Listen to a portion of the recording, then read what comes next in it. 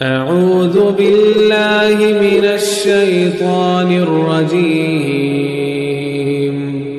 بسم الله الرحمن الرحيم اللہ الرحمن الرحیم کاف ہا یا عین صاد ذکر رحمت ربک عبدہ زکریا اذ نادى ربہ نداء خفیا قال رب انی وہن العظم منی واشتعل الراس شیبا ولم اکن بدعائک ربی شقیا۔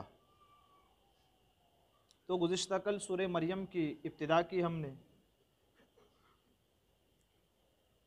تو چھوٹی سی اس کی جو تفسیر ہم سماعت کرتے ہیں 10 منٹ کے وقت کے اندر، تو گزشتہ کل جو باتیں ہم نے سماعت کی تھی اس کو دہرا لیتے ہیں تاکہ ازبر ہو جائے۔ کاف ہا یا عین صاد کیا معنی ہے اس کا، اس کی مراد کیا ہے؟ کہ رب تبارک و تعالیٰ نے یہ آیت اتاری ہے تو اتارنے والا رب جانتا ہے، جس محبوب پر اتاری ہے وہ محبوب جانتے ہیں، اور محبوب کے بتانے سے محبوب نے جس کو بتایا وہ جانتا ہے۔ بس اس کے بعد کا ذکر رحمت ربک عبدہ زکریا، یہ تیرے رب کی اپنے بندے زکریا پر رحمت کا ذکر ہے۔ سبحان اللہ۔ اچھا، معاملہ کیا بنا ہے کہ یہ جو رحمت ہوئی، اذ نادى ربہ نداء خفیا، جب حضرت زکریا نے اپنے رب کو آہستہ پکارا آہستہ دعا مانگی۔ کہا کس چیز کی دعا مانگی؟ کہا مجھے بیٹا نصیب ہو اس کی۔ سبحان اللہ۔ کہا تو یہ معاملہ کیا تھا اصل میں؟ تو اس کا جواب دیا جاتا ہے کہ یہ جو دعا مانگنے کا پورا واقعہ ہے تو قریباً آپ کی عمر حضرت زکریا کی 100 سال ہو چکی تھی اور آپ کے گھر بیٹا نہیں تھا، اور آپ کی اہلیہ جو ہے وہ بانجھ تھی۔ اب بانجھ تو سمجھتے ہیں، تو اتنی لمبی عمر ہو چکی تھی۔ دوسرا یہ کہ اب ان کا وارث بھی کوئی نہیں، اور آپ ہیں نبی، اب وارث بھی کوئی نہیں، اور اتنا نہیں، خاندان میں بھی کوئی ایسا لائق شخص بھی نہیں تھا کہ آپ اپنے بعد اس کو اپنا جانشین بنائیں، اس کے سپرد کریں کہ اب میں تو اس دنیا سے جا رہا ہوں لیکن جس کتاب کی میں تبلیغ کرتا تھا تم بھی اس کتاب کی تبلیغ کرنا۔ کہ پورے خاندان میں بھی کوئی ایسا نہیں تھا، اور ڈر تھا انہیں کہ کہیں میں اپنے بعد اپنا جانشین بنائے بغیر جاؤں گا تو ہو سکتا ہے یہ لوگ کتاب میں بدل دیں اور اللہ کے نازل کردہ احکام کو بدل دیں اور اپنی مرضی کا دین کرنے لگ جائیں، جو وہ چاہیں وہ کرنے لگ جائیں۔ اس لیے عمر کے آخری پڑاؤ پر پہنچ کر حضرت زکریا علیہ السلام نے اپنے رب سے دعا کی، مولا مجھے نیک بیٹا عطا فرما۔ تو کہا وہ جو رب کی رحمت ہوئی وہ کیا ہے؟ کہ حضرت زکریا کو قریباً 100 سال کی عمر میں بانجھ عورت سے ہم نے بیٹا پیدا کیا، یہ رحمت ہوئی ہے، کہ نیک اولاد ہوئی۔ اس سے پتہ چلتا ہے کہ ہم اور آپ جب دعا مانگے تو نیری اولاد کی نہ مانگے، کہ نیری اولاد مت مانگو تو نیک اولاد مانگا کرو اپنے رب کے پاس۔ اولادوں کی دعائیں مانگتے ہیں نا، تو اولادوں کی دعا ایسے مانگو کہ مولا مجھے نیک اولاد دے یا نہ دے۔ بغیر اولاد کی زندگی کٹ سکتی ہے، لیکن نافرمان اولاد آنے کے بعد جو زندگی کٹتی ہے اس زندگی سے موت اچھی لگتی ہے باپ کو۔ بڑھاپے میں اس بیٹے کو جسے اپنا خون پسینہ بہا کر بڑا کیا تھا نا، اب وہی بیٹا بڑا ہو کر اپنے باپ کو کہتا ہے جائیے اور اولڈ ایج ہاؤس میں رہیے۔ یہ تو ہندوستان میں کم بنے ہیں، جس کو گجراتی میں کہتے ہیں گھرڈا گھر، ہے نا۔ امریکہ اور یورپ کے اندر باقاعدہ جیسے سٹیوں کے اندر شاپنگ مال بنتے ہیں، ایسے برطانیہ کے اندر، یورپ کے اندر ہمارے یہاں کے شاپنگ مال کی طرح وہاں اولڈ ایج ہاؤس بنتے ہیں، جہاں بیٹے جوان ہو کر اپنے بوڑھے ماں باپ کو کہتے ہیں جائیے اور وہاں جا کر رہیے۔ ہاں کب آتے ہیں؟ کہ جب باپ کی پیدائش کا دن آتا ہے تب وہ بیٹے وہاں کیک لے کر پہنچتے ہیں کہ آج والد صاحب کی یاد آ گئی۔ تو کہا قرآن درس دیتا ہے لوگوں اپنے رب سے بیٹے مانگو، تو کیسے مانگو؟ کہا نیک بیٹا دے پروردگار عالم، تاکہ اس کی زندگی میں بھی بڑھاپے میں اس کا سہارا بنے، اور سہارا بننے کے بعد جب وہ اس دنیا سے چلا جائے اس کے بعد بھی اس کی نیک اولاد کا ثواب اس کے باپ کو پہنچتا رہے۔ حضرت ابو ہریرہ رضی اللہ تعالیٰ عنہ سے روایت ہے کہ نبی کریم صلی اللہ تعالیٰ علیہ وسلم نے ارشاد فرمایا، انسان کا انتقال ہوتا ہے، جب انسان فوت ہو جاتا ہے تو اس کے سارے اعمال منقطع ہو جاتے ہیں۔ مردہ نماز پڑھنا چاہے تو پڑھ سکتا ہے، نہیں پڑھ سکتا، کہا اس کے اعمال ختم ہو جاتے، لیکن 3 اعمال ہے جو باقی رہتے ہیں، کہا وہ کیا ہے؟ کہا صدقہ جاریہ ہے، دوسرا کا علم نافع ہے، اور تیسرا کا نیک اولاد ہے۔ کہا یہ کیا کرتی ہے؟ کہا نیک اولاد جب بھی رب کو یاد کرتی ہے، اس کے یاد کرنے کا ثواب اس کے باپ کو قبر میں دیا جاتا ہے۔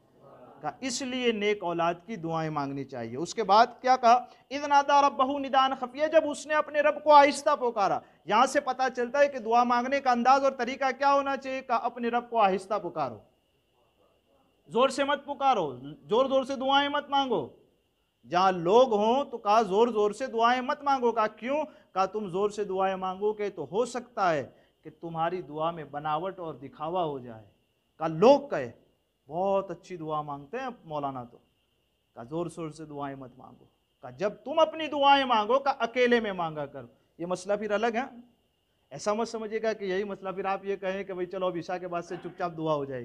امام صاحب کا اور مقتدیوں کا یہ الگ مسئلہ، یا یہ ہوتا ہے کہ سب اکٹھا ہوتے ہیں اور کسی ایک کو امام بناتے، کہتے ہیں آپ ہم سب کی دعائیں کیجئے، یہ الگ مسئلہ ہے۔ جب تم اپنی حاجتیں اپنے رب سے پیش کرنا چاہو تو کہا تم اپنے دل میں آہستہ اپنے رب کو یاد کرو، یہ تاکہ تم اپنے رب کو خالص پوری دنیا سے دور ہو کر اپنے دل سے سارا لالچ، کپٹ، کینہ نکال کر کے اپنے رب کی طرف توجہ اپنے رب کی طرف لو لگاتے اور توجہ کرتے ہو۔ اس وقت انسان کی جو کیفیت ہوتی ہے وہ خالص اپنے رب سے مانگنے والی ہوتی ہے۔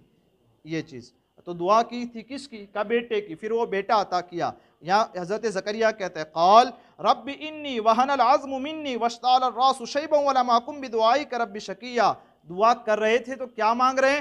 عرض کی اے میرے پروردگار بے شک میری ہڈی کمزور ہو چکی ہے نا۔ 100 سال کے اندر کن کی ہڈیاں مضبوط ہوتی؟ انی وہن العظم منی، میری ہڈیاں کمزور ہو چکی، واشتعل الراس شیبا، اور میرے سر میں بڑھاپے کا بھبوکا پھوٹ پڑا، یعنی اب سر میں ایک بال بھی ایسا نہیں کہ جو کالا ہو۔ اس وقت یہ لفظ بولا جاتا ہے کہ میرے سر میں بڑھاپا پھوٹ پڑا، یعنی اب سیاہی ذرا بھی نہیں نظر آتی، اس درجہ میں عمر کے آخری حصے کو پہنچ چکا ہوں۔ وَلَمْ أَكُنْ بِدُعَائِكَ رَبِّ شَقِيًّا، اور اے میرے رب میں تجھے پکار کر کبھی محروم بھی نہیں رہا ہوں۔ سبحان اللہ، یعنی کہ ایسا کبھی نہیں ہوا کہ میں نے تجھ سے مانگا اور تو نے مجھے نہ دیا ہو، ایسا کبھی بھی نہیں ہوا۔ تو اب میں یہ زندگی تو میری کٹ گئی، آخری جا رہی ہے، میں وارث کے لیے دعا کرتا ہوں تاکہ وہ اس قوم کو سنبھالے۔ کہا مولا میری اس دعا کو بھی قبول فرما لے۔ تو اس سے پتہ چلتا ہے کیا کہا انہوں نے؟ بے شک میری ہڈی کمزور ہو گئی۔ تو دعا مانگنا چاہو تو پہلے اپنی کمزوری کا اظہار کرو۔ یہ نبی دعا مانگنے کا طریقہ ہم کو بتا رہے ہیں، سمجھ رہے ہیں؟ کہ ایسے ہی نہیں پڑھ رہے ہیں۔ مسئلہ یہ ہے کہ ہم نے قرآن کبھی پڑھا ہی نہیں ہے، سارا کچھ پڑھ لیا، 15 سال میٹرک کیا، ایم اے کیا، بی اے کیا، ڈاکٹر کیا، انجینئر کیا، لیکن کیا نہیں پڑھا؟ کہا قرآن ہی نہیں پڑھا، سب کچھ پڑھا۔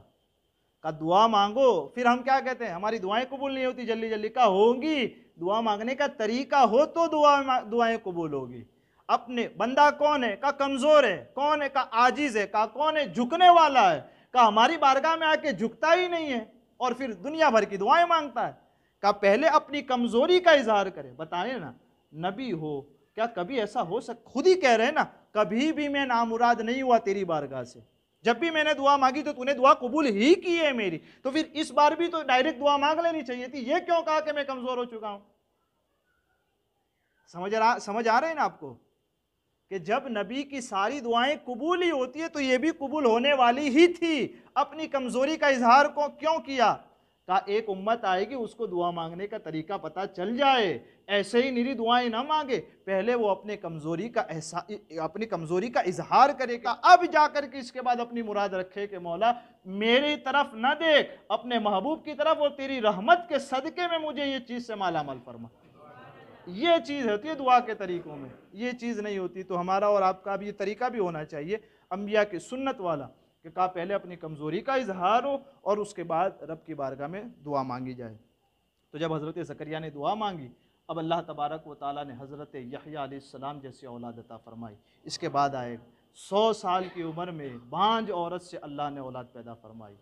کہا یہ نبی کی دعائیں ہوتی ہے جو 100 سال کی عمر میں بھی انہونی کی دعا کر دے تو نبی رب کا ایسا پسندیدہ ہوتا ہے کہ انہونی کو بھی ہونی میں بدل دیتا ہے۔ لیکن ہو پسندیدہ تو بدل دی جاتی ہے تقدیر۔ اللہ تعالیٰ مجھے آپ کو کہنے سننے سے زیادہ علم اور عمل کی توفیق عطا فرمائے۔ جو کچھ کہا سنا میرے کہنے آپ کے سننے میں عمدن سہون کوئی خطا ہوئی، اللہ عز و جل اپنے حبیب کے صدقے اسے معاف فرمائے۔ استغفر اللہ ربی